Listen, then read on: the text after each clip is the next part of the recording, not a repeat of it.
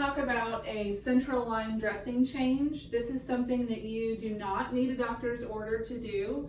If it is a plain transparent dressing like our patient has, we're going to change that either every 7 days or when it becomes soiled, or if the edges start to peel up, we're going to do it more often. So every 7 days and PRN. So I do not need a doctor's order to do this skill. So I'm going to gather my supplies.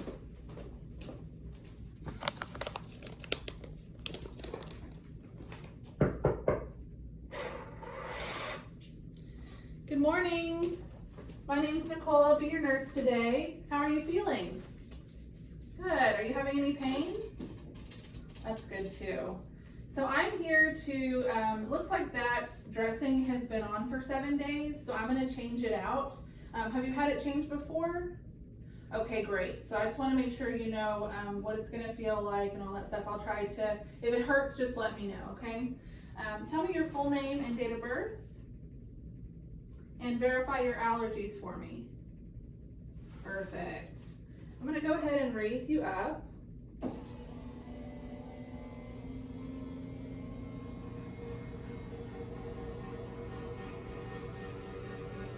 And then if the patient can tolerate it, I'm going to go ahead and sit them up. And for this case, I'm going to sit them up so you guys can see what I'm doing.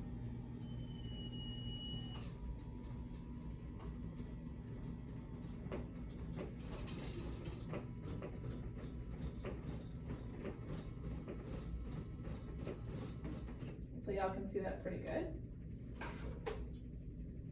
Okay. And for a central line dressing change, you're going to have, you may or may not have a kit, a CVC dressing change kit. You may have to make your own kit. These is what we call, well, this is our makeshift. It's called a BioPatch, and it goes around the insertion site. It's antimicrobial, and it just helps with central line dressing, central line infections. This would come in a separate sterile package. It will not come like this. So we're going to pretend this is in a sterile package. So number one thing when you're doing a sterile dressing change of any kind, you really should wear a mask because we don't want to be breathing on that site.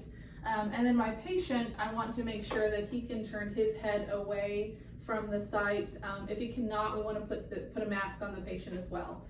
In this case, the patient is awake, alert, and oriented and can turn their head away from the site. So I don't have to worry about that. I'm going to pull the blanket down just a little bit. So I'm going to put my mask on.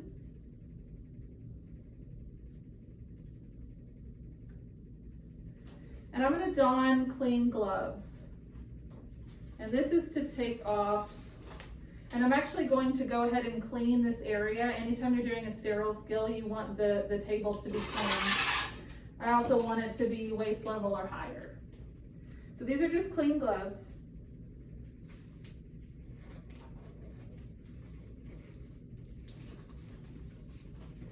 And what I'm going to do is I'm going to loosen this dressing around the outer edges.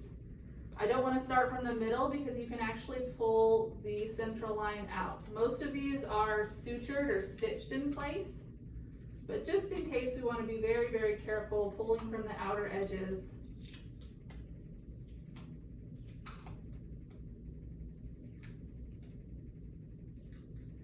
Get it nice and loose.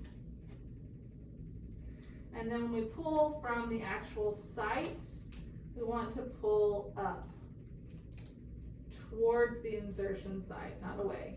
We don't want to pull it out.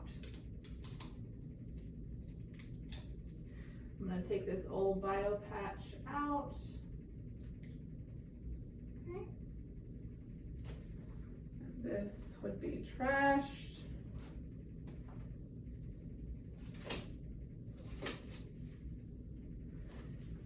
All right, don't move, Mr. Jones. I'm just going to wash my hands really quick. I'm washing my hands before I do my sterile procedure. I'm also going to assess the site. I'm looking for any redness, swelling, any drainage, any bleeding. If this was a PICC site, I might want, or a peripherally inserted central catheter, which comes out right here, I might want to measure that, and you'll learn about that in your skills course. So the site looks good, it's clean, it's dry, and I don't see any redness, swelling, or drainage. So I'm going to go ahead and set up my sterile field.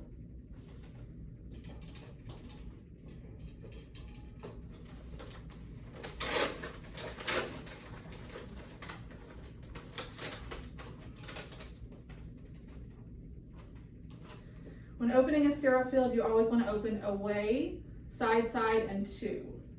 So away, open this side first, side, side. And these can be finicky. Remember, the outer 1 inch is not sterile, so you can touch that part.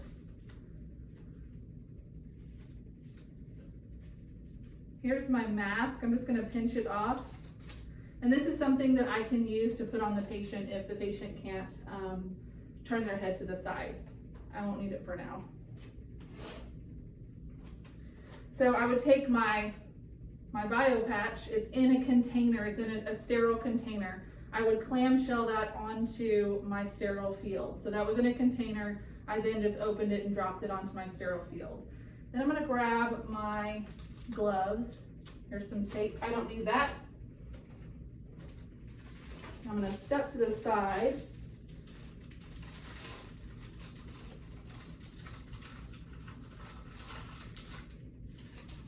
And notice my surface is clean, and I washed my hands after I took off the old dressing before I start my sterile skill.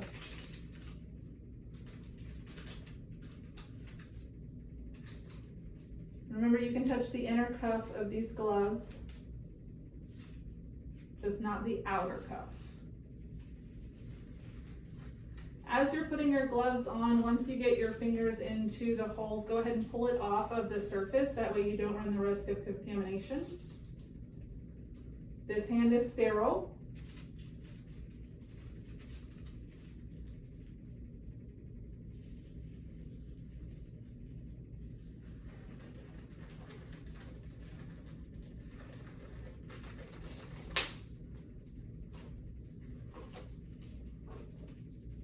And remember, when you're pulling it on, after you've gotten it all the way on, sometimes you have to adjust it. Just pull from the palm, don't pull from the bottom. Never pull from the bottom because that's not the sterile part. Pull from the palm. Okay, so I've got my sterile gloves on. I'm going to separate my items.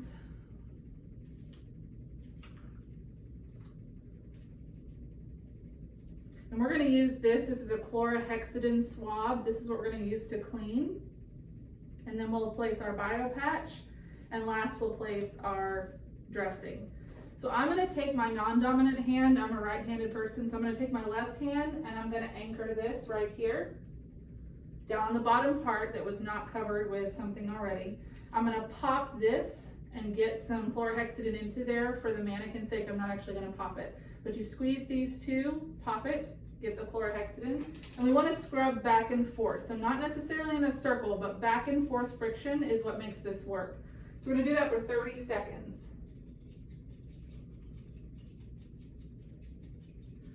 All the way, 30 seconds.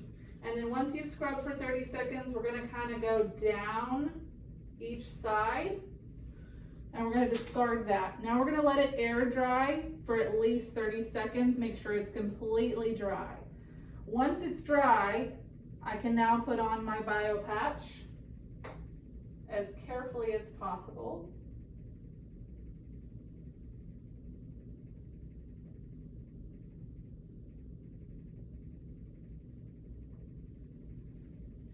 And now I can put on my transparent dressing, and I can let go. I don't need to be sterile anymore once I get my transparent dressing on there.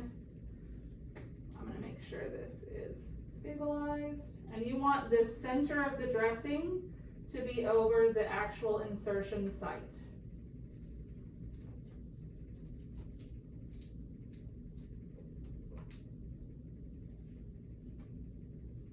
At this point, I'm going to take off my mask so you guys can see me speaking. You're going to pull this tape part all the way off, making sure that it's secure on the edges. Very important to make sure that it doesn't peel up. You want it to be secure on those edges. And then you can see there's a little piece of tape for the date right here, or there's this label, either one. You just want to make sure you label it with the date, the time, and your initials, so any future nurses taking care of this patient know when this dressing was changed. So we're going to tell him it's okay to turn his head back this way. You can look normal now, Mr. Jones. You feeling okay? Good. All right, so I'm all finished. Do you need anything before I go? Do you want to lay back flat? Okay.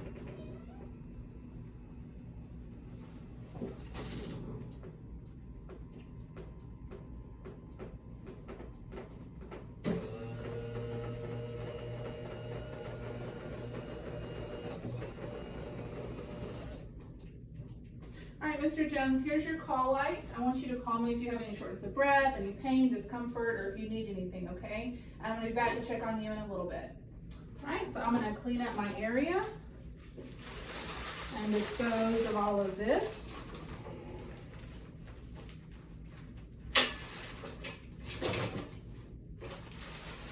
I'm gonna dispose of this. I'm gonna wash my hands and done.